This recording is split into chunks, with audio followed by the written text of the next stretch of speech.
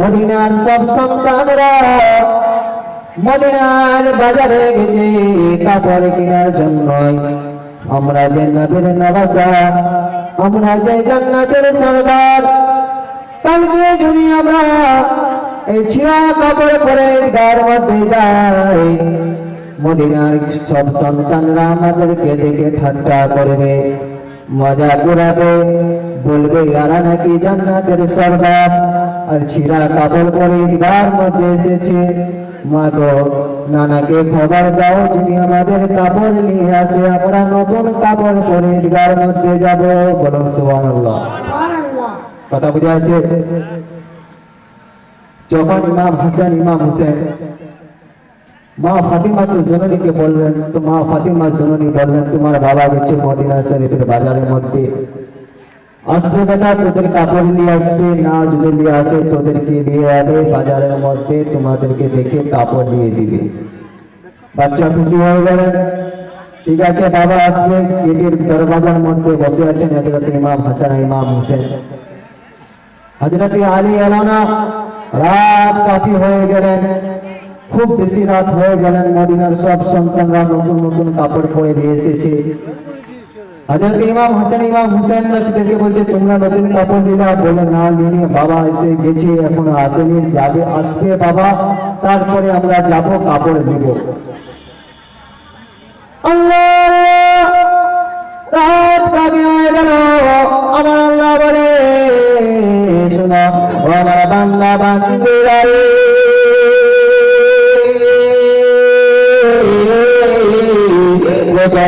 আমি আল্লাহ যা ইচ্ছা, আমি আল্লাহ যা জানি তোমরা কেউ জানো না।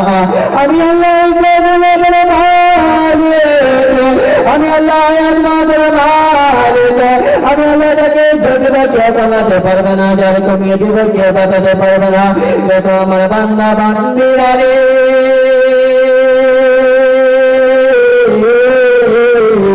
ইমাম হাসান ইমাম হুসেন নিজের বাবার অপেক্ষায় আছে, কিন্তু কাপড় পায় না। ফাতিমা তো জানানি রাচল ধরে বলে, ফাতিমা গো,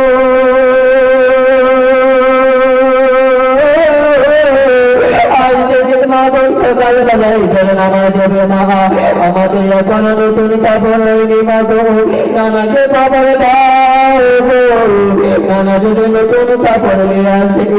মা ফাতিমা জননী চোখের পানি ছেড়ে ছেড়ে কাঁদবে।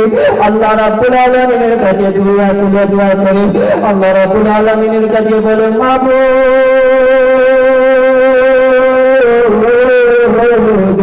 আমার বাবার নানার কাপড় কোথায় আছে? আমার বাবা যদি কাপড় না নিয়ে আসে, নানা যদি কাপড় নিয়ে আসে, আমার সন্তানরা দুঃখী হয়ে যাবে, সন্তানরা কেঁদে দেবে। আমি কি বলবো? সন্তানদের মুখে জবাব দিতে পারবো না।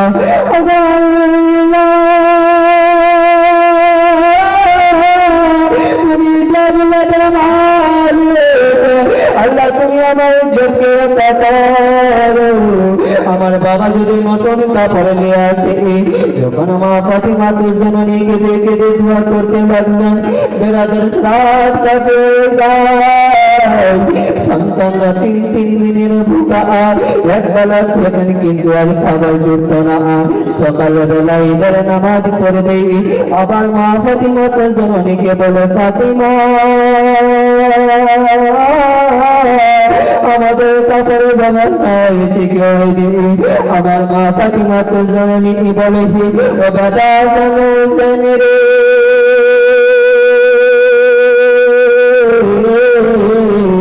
অবশ্যই তোদের কাপড় হয়ে যাবে, তোমরা নতুন নতুন কাপড় পরে ঈদগার মধ্যে যাবে নানার সঙ্গে। যখন ইমাম হাসান ইমাম হুসেনকে সান্ত্বনা দিল, হযরত ইমাম হাসান ইমাম হুসেন সান্ত্বনা পেয়ে ঘুমাতে লাগলো। যখন ঘুমাতে লাগলো, কিন্তু মনের মধ্যে একটা মনে খটকা হয়েছে, যদি নতুন কাপড় না পরে সব মদিনার সন্তানরা কিন্তু বলবে, এরা নবীর নওয়াসা, এরা নবীর দিবানা, এরা নবীর নাতি, এরা জান্নাতের সওয়াব। এদের নতুন কাপড় নাই, ছিঁড়া ছিঁড়া কাপড় পরে ঈদগার মধ্যে এসেছি, কিন্তু নতুন কাপড় না নিয়ে আসবে এদিকে আমার নবী মুস্তাফাকে খবর দেয়নি। ফাতিমা রাতের মধ্যে যায় নামাজ বিছিয়ে নামাজ পড়ে আল্লাহ রাব্বুল আলামিনের কাছে দোয়া করে,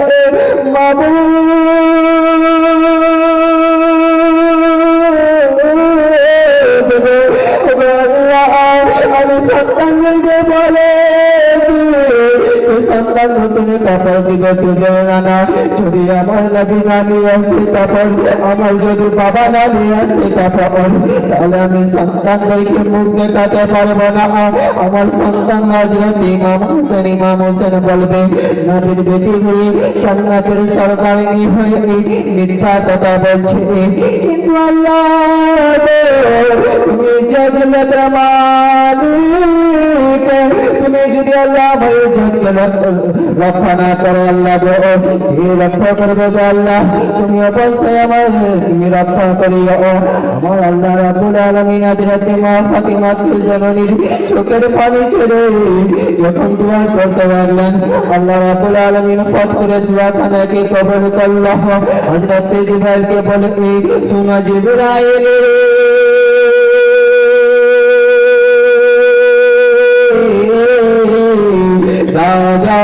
জান্নাতের মধ্যে কে দুই জোড়া কাপড় নিয়ে নাও, এক জোড়া লাল নিবা, এক জোড়া সবুজ নিবা, আমার ফাতিমার বাড়ির মধ্যে দিয়ে আসবা।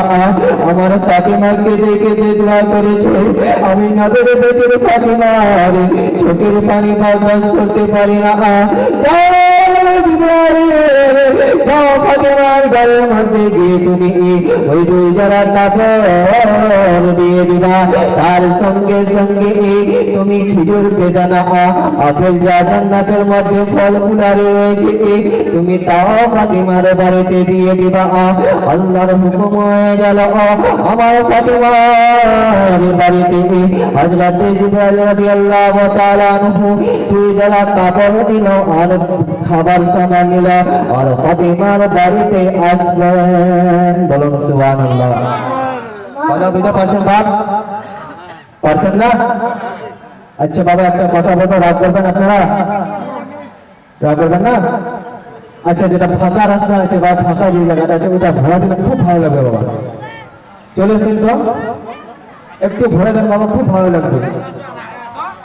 নবীর বেটি মা ফাতিমা নাদিদান দিলি একতা তিনি পাগাই হাদিসের বাণী। বলুন সুবহানাল্লাহ। সুবহানাল্লাহ। নারে তাকবীর, নারে রিসালাত। মুশরাফা মাওলানা আমার একখানা মরহুম মুশরাফা নামে একখানা হাদিয়া দান করেছেন আল্লাহ, যে নিয়তে দান করেছে আল্লাহ গো তার জায়েদ মসজিদ খানিকে তুমি নিজের দরবারে কবুল মকবুল করো, আমিন। সকলে বলে আল্লাহুম্মা আমিন। নবীর বেটি মা ফাতিমা নাদিদান দিলি একতা তিনি পাগাই হাদিসের বাণী একতা তিনি পাগাই হাদিসের বাণী। সুবহানাল্লাহ। একবার খাবার খেয়ে খাবার না ঘরে আর ইমাম হাসান মোহসেন কান্দে কান্দে মায়ের কাছে হরজ পারে। সুবহানাল্লাহ। হযরত ইমাম হাসান ইমাম হোসেন 3 দিনের ভুকা ছিলেন, এক বেলা খাতো, দ্বিতীয় দিনের বেলা খাবার হতো না। হযরত ইমাম হাসান হোসেন কেঁদে কেঁদে মায়ের কাছে বলতেন, মা জননী ফাতিমা কি করে মানুষ তার সন্তানদেরকে পেট ভরাতেন, সন্তানদের ঘুমাতেন কিভাবে? কবি বলছেন, এক বেলা খাবার পরে নারায়ে তাকবীর, নারায়ে রিসালাত, मसले के आला हजरत हजरत अल्लामा मौलाना इलियास रज़वी साहिब, नारे तकबीर, नारे रिसालत।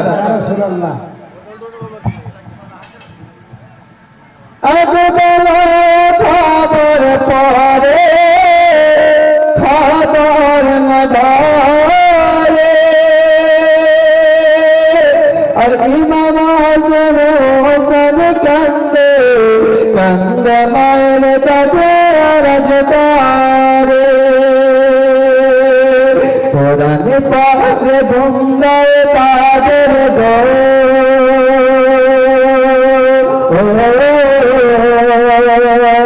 কোরআন পাকে বন্দায়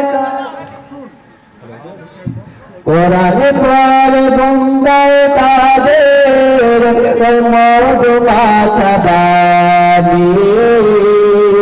জান্নাতের রানী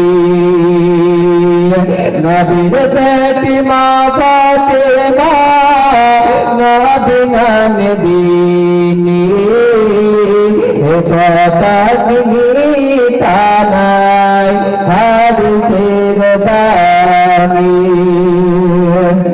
একা একা চাপা পেনে হাত পড়ে ছাড়ি কলেজে ভরা পানি এনে তার পরে ছাড়ি সুবহানাল্লাহ। মা ফাতিমা জননী একা একা জাতা টেনতেন নিজের সন্তানদেরকে পেটের মধ্যে আহার দেওয়ার জন্য জাতা টেনে টেনে টেনে হাতের মধ্যে ফোঁকা উঠে গেছিলেন, ছালি পড়ে গেছিলেন। দূর থেকে পানি আনার জন্য পানি এনে এনে কলসির মধ্যে কাদের মধ্যে ছাল পড়ে গেছিলেন। কবি বলছেন একা একা জাতা টেনে হাত পড়ে ছালি কলসি বড় পানি এনে কাঁদে পড়ে ছানি এত কষ্ট পাওয়ার পরে গো